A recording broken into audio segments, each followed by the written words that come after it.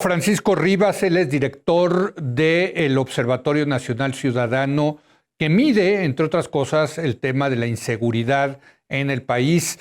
Francisco, ¿cómo estás? Muy buenas noches.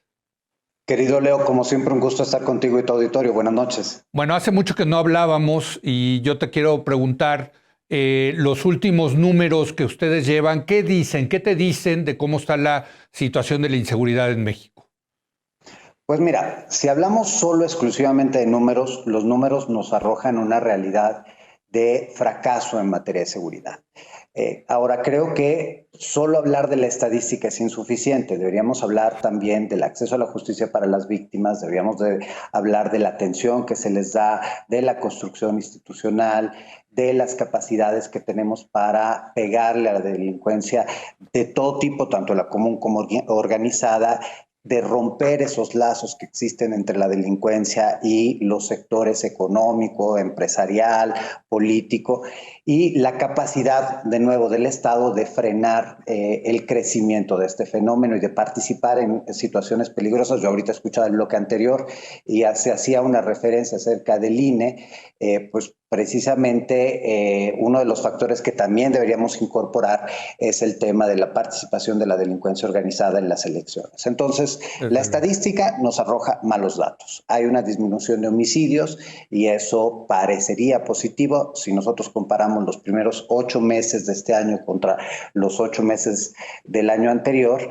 Hay una disminución del aproximadamente 9% en homicidio, hay una disminución en feminicidios, pero pues crecen otros delitos y crecen a máximos históricos. La extorsión está en máximo histórico, las privaciones ilegales de la libertad están en máximos históricos, la violencia de género, es decir, aquella que incluye las violaciones, que incluye la violencia familiar, está en máximos históricos, la trata de personas, el narcomenudeo, las lesiones dolosas, el robo a transporte de carga y otros delitos que también son de competencia de la autoridad federal, como pues, los delitos electorales y los delitos que tienen que ver con el lavado de dinero, que están en máximos históricos, pero que realmente no estamos logrando avanzar en el combate a ellos. He escuchado el argumento, Francisco, de que han bajado efectivamente los homicidios dolosos, pero que han subido las desapariciones, como que están reportando de manera diferente, digamos, los estados,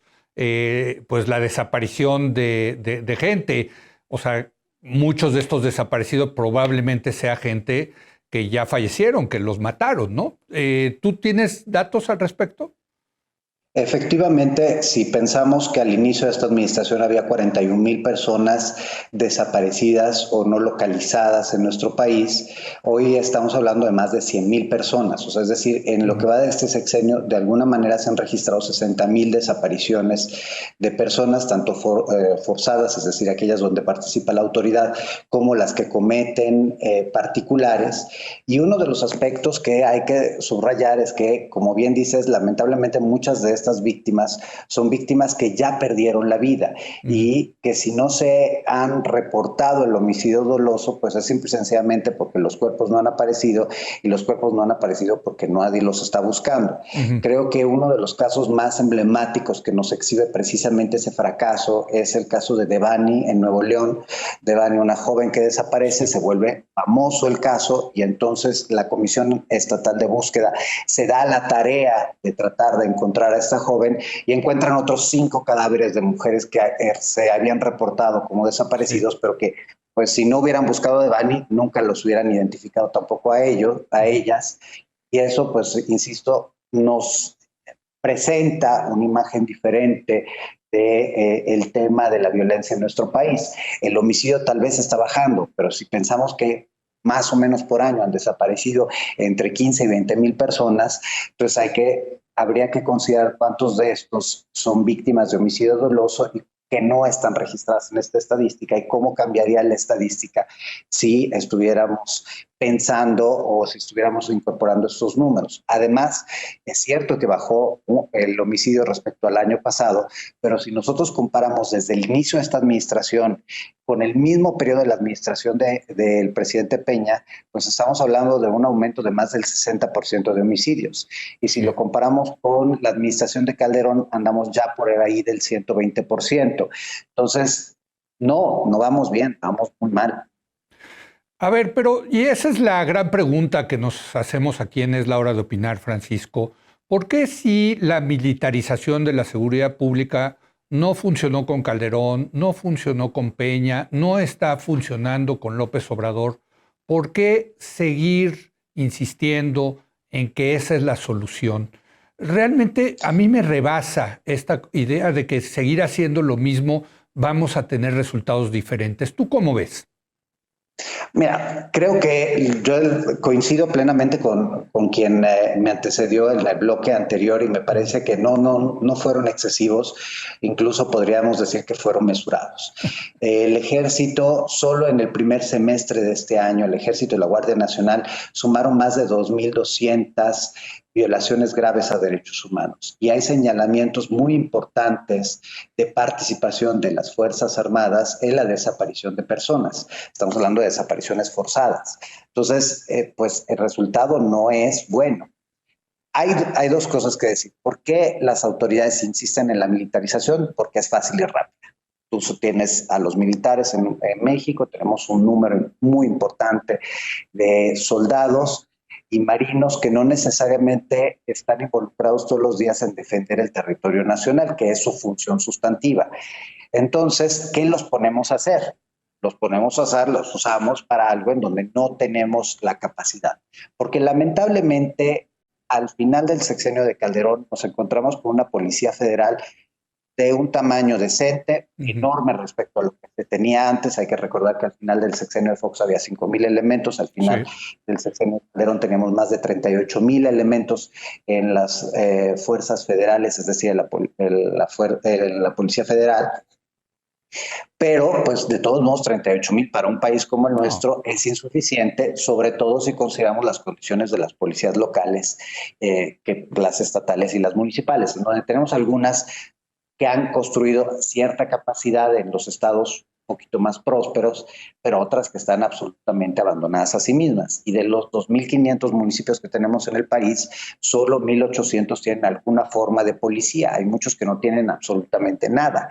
Y ahí es donde tenemos uno de los principales problemas. Y aquí la inversión ha sido absolutamente insuficiente y resultados han sido absolutamente negativos. Entonces, claro que el ciudadano también percibe a las Fuerzas Armadas como un cuerpo sólido, como un cuerpo confiable, como un cuerpo capaz, y como en México no hemos construido adecuadamente una idea de justicia, sino más bien una idea de venganza, a mí qué me importa que se violen los derechos de un imputado, que lo detengan, que es más, que lo maten.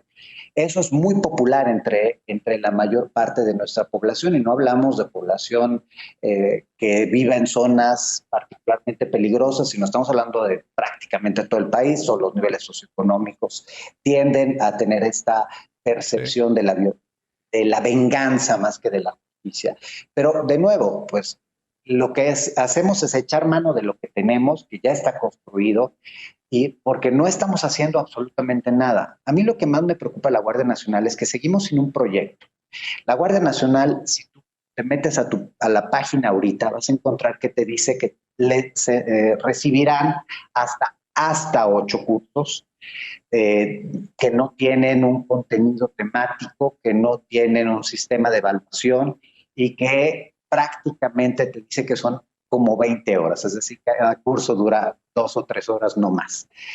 Y si comparas con lo que teníamos con Policía Federal, que eran 14 meses de formación en un programa rector de profesionalización y tenía que pasar ciertos controles los policías, pues teníamos una institución mucho más sólida. Es cierto que el gobierno de Peña abandonó a la Policía Federal y de hecho Policía Federal entregó el gobierno de Peña, es una Policía Federal más chica que la que entregó el gobierno de Calderón y muchos más problemas la usaron de caja chica para la campaña y pues, lamentablemente eso afectó las condiciones en las que vivían los policías, a los que ya no les daban viáticos, ya no los capacitaban adecuadamente y obviamente pues tú mandas a una fuerza federal a una zona del país y si no le das con qué ir, el primer día lo pondrá de su sueldo, el segundo día se lo pedirá al ciudadano a través de una mordida, el tercer día se lo dará a la delincuencia organizada. Así es. Entonces, esto es muy grave, pero el problema es que hoy no hay un proyecto y tampoco lo habrá porque en lo que estamos viendo en esta reforma y en esta voluntad de conservar el ejército en las calles hasta 2028, no hay una alternativa. No es que nos dicen, bueno, en esta ocasión vamos a alargar otros 4 años más porque ahora sí va a haber esto. Sí. Yo insisto, no puede haber seguridad si no hay justicia. Y la procuración de justicia es precisamente lo que más hemos abandonado. Pues ahí está, me quedo con esa frase, no puede haber seguridad sin justicia. Muchas gracias, Francisco, gusto en verte. Gracias a ustedes y los invito a que entren en la página, ahí está la plataforma de datos, no me crean a mí, ahí están los números. Así es, muy completos, por cierto, esos números, lo que hace el Observatorio Ciudadano.